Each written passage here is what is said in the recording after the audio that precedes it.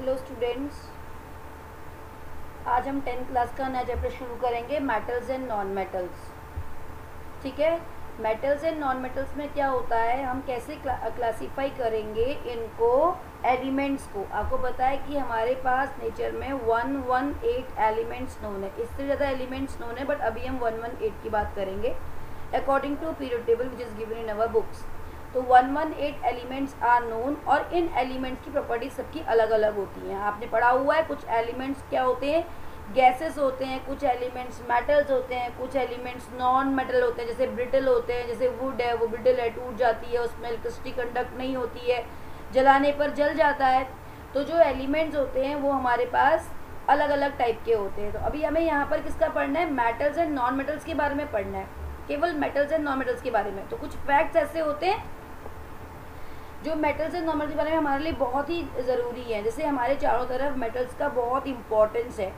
क्या metal importance है कि मेटल्स जो होते हैं वो इंडस्ट्रीज़ में यूज़ होते हैं, आर्किटेक्चरल फैब्रिकेशन में यूज़ होते हैं, जैसे शीट बनाने में यूज़ होते हैं, मेटल की शीट बनती हैं, बिल्डिंग कंस्ट्रक्शन में यूज़ होते हैं, ब्रिजेस बनाने में यूज़ होते हैं, सिविल इंजीनियर्स ब्रिज बनाने में मेटल का आयरन का यूज़ करते हैं, हमारे घर के लेंटर्स में जो वो डलता है ना, लोहा डलता है, हमारे घर की खिड़की ग्रिल्स बनी होती है, दरवाजे बने होते हैं, सब इसके बने हुए होते हैं। Machinery, machines, electronics, oh my God कितना ज़्यादा यूज़ है मेटल्स का, है ना।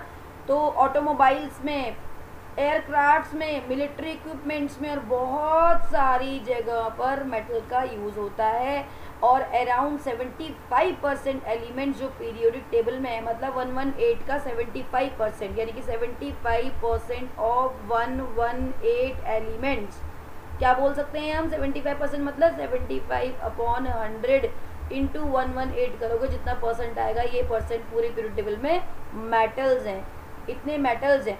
तो कुछ फैक्ट्स की बात करते हैं, जैसे कि आयरन है, आयरन मोस्ट अबंडेंट मेटल है। तो आपसे ऑब्जेक्टिव क्वेश्चन आएंगे जैसे इस साल पेपर में, तो मोस्ट अबंडेंट मेटल आपसे पूछेंगे, 4 ऑप्शन दे देंगे और आपको बोलेंगे कि मोस्ट अबंडेंट मेटल कौन सा है, तो आप बोलोगे आयरन। आयरन का सिंबल Fe है ना। ऑन द अर्थ, अर्थ पर most abundant metal on the earth जो है वो क्या है बेटा, आयरन। ठीक है, और इसके क्या है, most common metal found on earth, इस नाम से भी पूछ सकते हैं, most common metal found in the earth crust.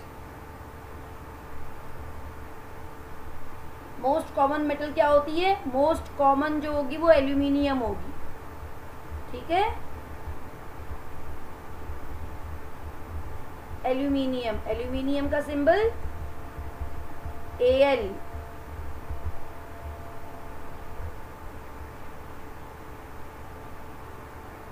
और which metal is the which is highly malleable metal, highly malleable,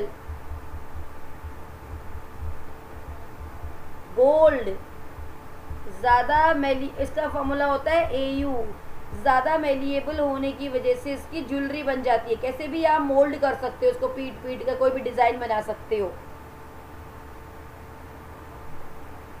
और सिल्वर इज द, आपसे पूछेंगे high, the metal which is the high best conductor of electricity, metal which is best conductor of electricity. सबसे ज्यादा electricity silver में आप flow हो सकती है as comparison of other metals. और आपसे पूछ सकते हैं metal which is liquid at room temperature, metal which is liquid at room temperature, वो मेटल जो लिक्विड स्टेट में होती है रूम टेम्परेचर पे। मर्करी, Hg इंग्लिश नेम है, इसका लैटिन नेम क्या होता है बेटा, हाइड्राजीनियम। इसको कहाँ से लिया गया है, लैटिन नेम से लिया गया है। मर्करी इसका इंग्लिश नेम है, और मर्करी कहाँ पर, थर्मोमीटर्स में होती है, और ये बहुत पॉइजनस होती है।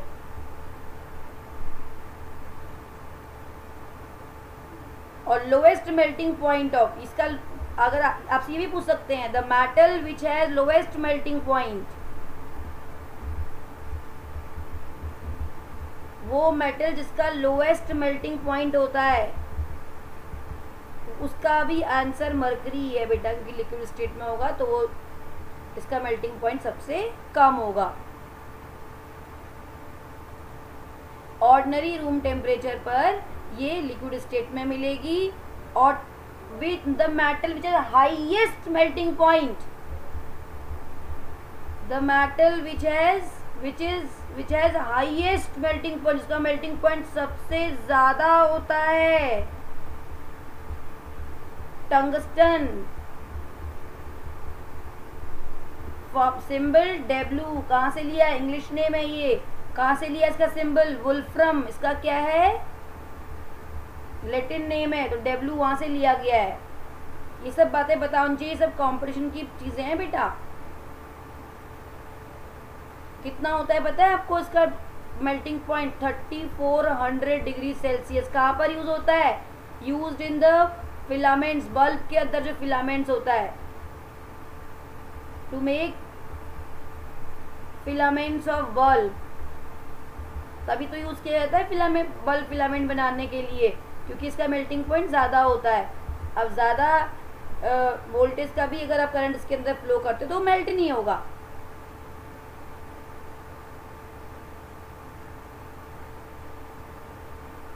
ठीक है। और the non metal which can not convert into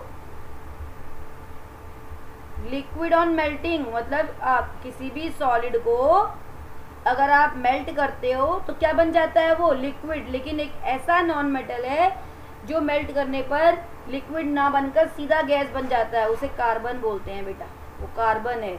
carbon is the very important element which is present in our bodies.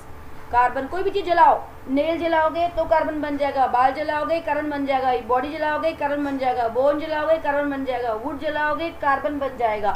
जिस भी चीज को आप जलाते हो वो जल के कार्बन बन जाता है। इसलिए carbon is the most important element in nature because is present in all metals and non metals. और इसको अगर आप कन्वर्ट करोगे, देखो कार्बन के बीच में एक्चुअली जो बॉन्डिंग होती है, इस तरीके से जो कार्बन के बॉन्ड जुड़े हुए होते हैं कोल के अंदर, तो क्या होता है जैसे ही हम इसको जलाते हैं, हीट करते हैं, बर्न करते हैं, तो क्या होता है ये सारे बॉन्ड्स ब्रेक हो जाते हैं और ये इमीडिएटली कार्बन, हम इसको क्या लिखते हैं, ये कार्बन टूट टूट कर इसके अंदर सारे बॉन्ड हट जाते हैं और कार्बन गैस बन जाता है। तो क्या होता है, जैसे ही हम कार्बन सॉलिड को जलाते हैं, बर्न करते हैं, क्या होता है, supporter of combustion, oxygen burn करेंगे तो ये कार्बन डाइऑक्साइड बन जाएगा, गैस बन जाएगा, CO2 गैस बन के, मतलब लिक्विड कभी नहीं बनता, CO2 गैस बन जाता है। तो the only non metal which exist, तो ये क्या हो गया आपका सॉलिड, ये क्या हो गया आपका gas.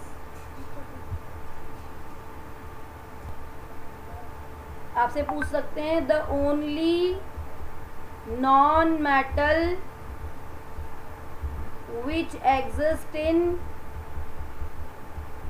Liquid state eight room temperature,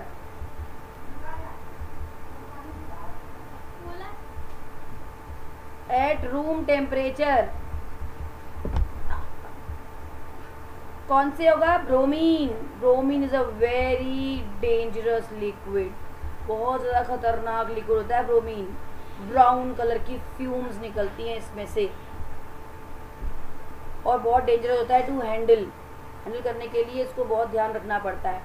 तो ये होता है जो कि लिक्विड स्टेट में मिलता है, the only non metal which exist in liquid state. और आयरन के ऊपर, आयरन को गैल्वेनाइज करने के लिए, आयरन को प्रिवेंट करने के लिए रस्टिंग से हम क्या लगाते हैं, zinc metal. Iron is galvanized bye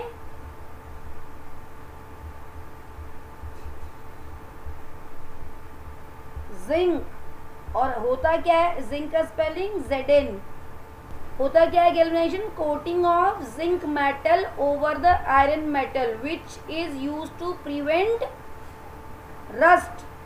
rusting क्या होता है? जंक लगना। तो जब हमारे आयरन, हम नया नया आयरन लेके आते हैं तो उसके ऊपर क्या करते हैं, रेग मार्क से उसको रगड़ते हैं, रगड़ने के बाद क्या होता है, और उसके ऊपर प्राइमर करते हैं, उसके बाद पेंट करते हैं। तो पेंटिंग से भी हम रस्टिंग से बचा सकते हैं। तो अगर हम इसके ऊपर जिंक की कोटिंग कर दें तो उसको बोलते हैं गैल्वेनाइजेशन।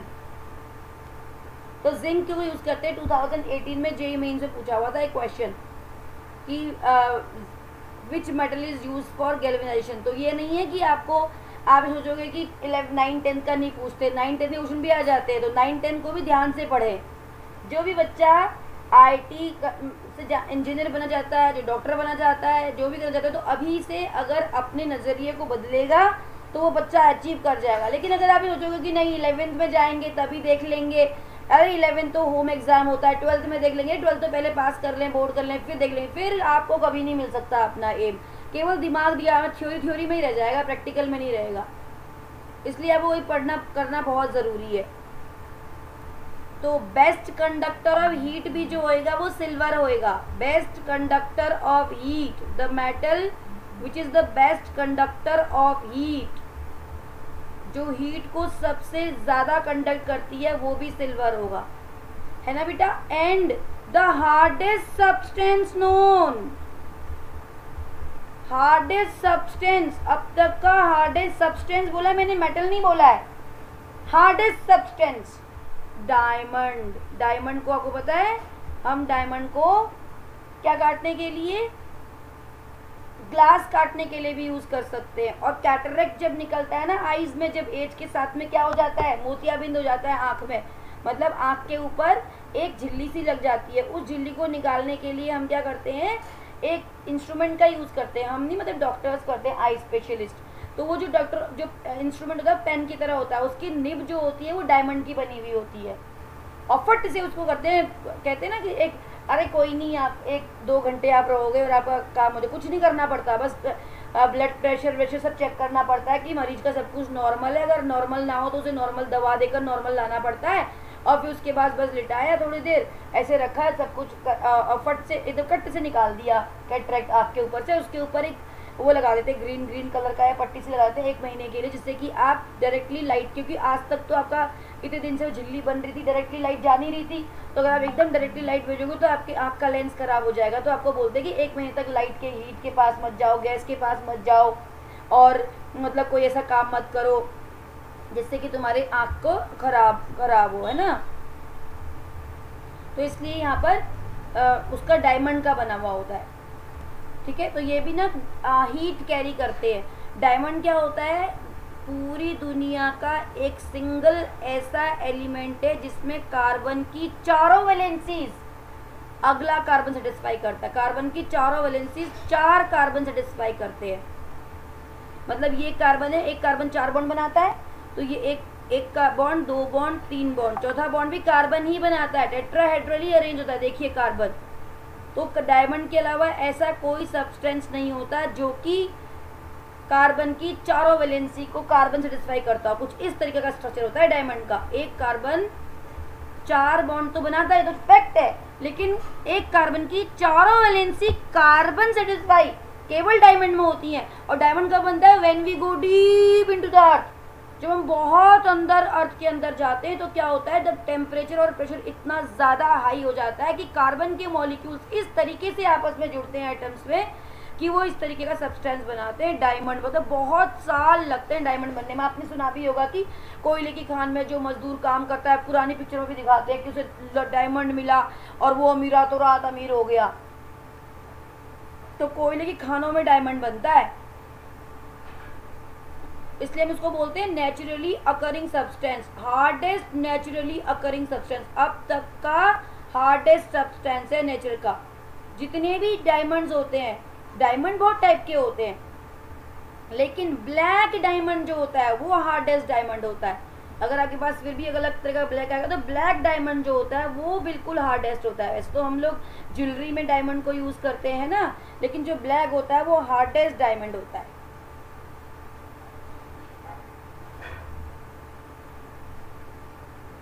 ठीक है, तो इनके नाम भी होते हैं।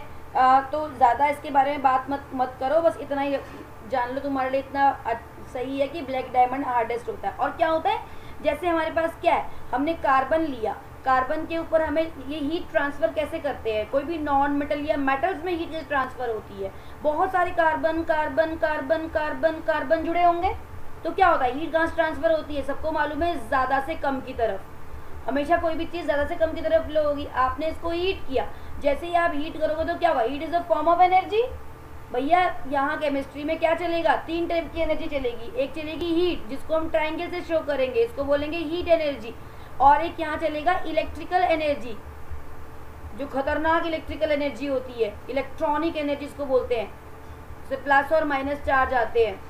और एक चलता है यहाँ पर लाइट एनर्जी, जिसको फोटोन्स बोलते हैं। लाइट एनर्जी किससे शो करते हैं हम, एच न्यू से। और एनर्जी किसकी फॉर्म में चलती है, वेव्स की फॉर्म में चलती है, यहाँ हम इसको क्या बोलते हैं, फोटोन्स।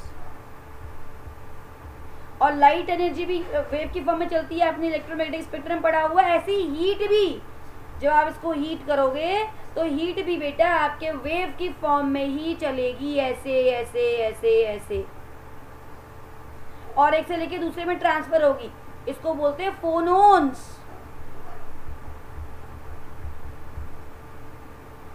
इसको बोलते हैं फोनोन्स।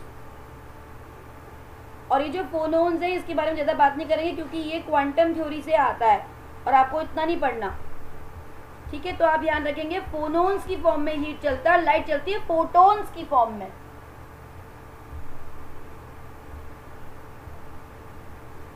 अब एक और फैक्ट यहाँ पे निकल के आता है कि जो एल्यूमिनियम, अगर आपने देखा होगा आपके घर से जो हमारे घर तक मेन डीसी करंट की जो लाइट आती है, मेन लाइट, वो एल्यूमिनियम के वायर्स बने हुए होते हैं।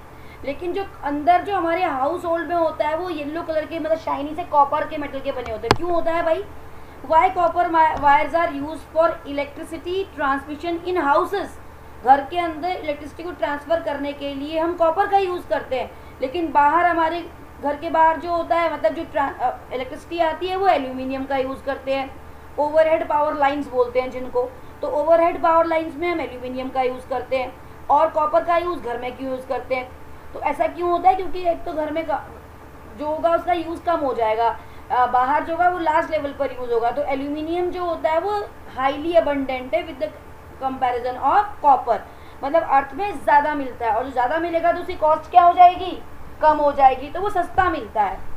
हालांकि कॉपर ज़्यादा अच्छा कंडक्टर है इलेक्ट्रिसिटी का, लेकिन क्या है वो कम अबंडेंट है अर्थ में with the comparison of aluminium. Aluminium बहुत मिलता है, इसलिए ज़्यादा लेवल पर, लार्ज लेवल पर ओवरहेड पावर लाइंस के लिए हम एल्यूमिनियम मेटल का यूज़ करते हैं, ना कि कॉपर का।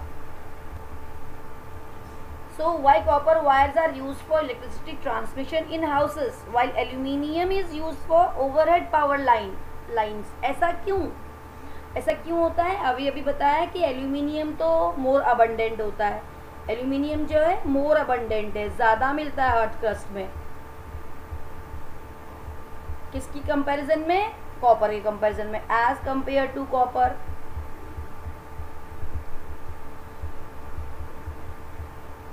और क्या है दूसरा चीज़ कि जो एल्यूमिनियम की जो कॉस्ट है, ऑब्वियसली तो ज़्यादा अबंडेंट होगा तो एल्यूमिनियम की जो कॉस्ट है वो क्या हो जाएगी, कम हो जाएगी with the cost of copper, सस्ता मिलेगा आपको।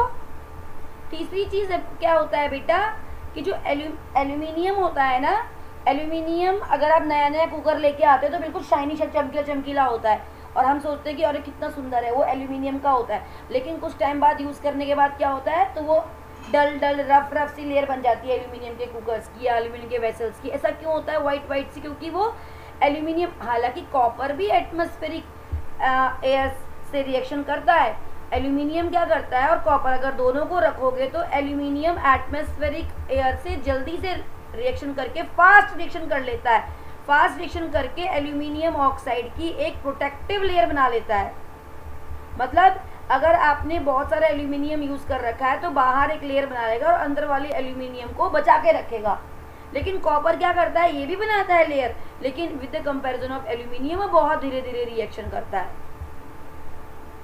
ठीक है। तो धीरे धीरे लेयर बनाएगा, तो ये इतना एल्यूमिनियम बहुत जल्दी प्रोटेक्ट कर लेता है, ये धीरे धीरे प्रोटेक्ट करता है, धीरे धीरे करेगा तो उतना अच्छे प्रोटेक्शन नहीं दे पाएगा जितना कि एल्यूमिनियम देता है ना। तो इसलिए एल्यूमिनियम को हम लार्ज लेवल के लिए ओवरहेड पावर लाइन बनाने के लिए इसका यूज़ करते हैं। एक और चीज़ आप बोल सकते हो कि एल्यूमिनियम जो होता है इसका जो वेट होता है ना वो कम होता है, वेट इज़ लेस, इसका वेट कम होता है with the comparison of copper. Copper का वेट ज़्यादा होता है, ज़्यादा वेट आप खरीदोगे कॉपर, अगर आपको एक जगह से दूसरी जगह इलेक्ट्रिसिटी ट्रांसफ़र करना है तो क्या करोगे आप, जो पोल लगाओगे एल्यूमिनियम के और कॉपर के, तो कॉपर के पोल क्या पड़ेंगे आपको, महंगे पड़ेंगे with the comparison of aluminium के, चीप एंड बेस्ट होंगे, है ना। तो इसलिए एल्यूमिनियम के पोल लगाए जाते हैं with the comparison of copper.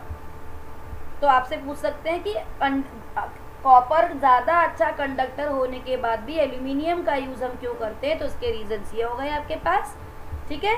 ऐसा क्यों यूज़ करते हैं, कॉपर मोस्ट अबंडेंट मेटल पूछेंगे, मोस्ट डक्टाइल मेटल पूछेंगे, मोस्ट मैलिएबल मेटल पूछेंगे, और मेटल्स के बारे में ज़्यादा हम नेक्स्ट लेक्चर में बात करेंगे। आज इतना ही, और आप इसको पढ़ें और पढ़ने के बाद प्रॉपर नोट्स बनाएं। वीडियो सब पसंद आई तो लाइक करें, शेयर करें, सब्सक्राइब करें। That's all for today. Thank you for watching.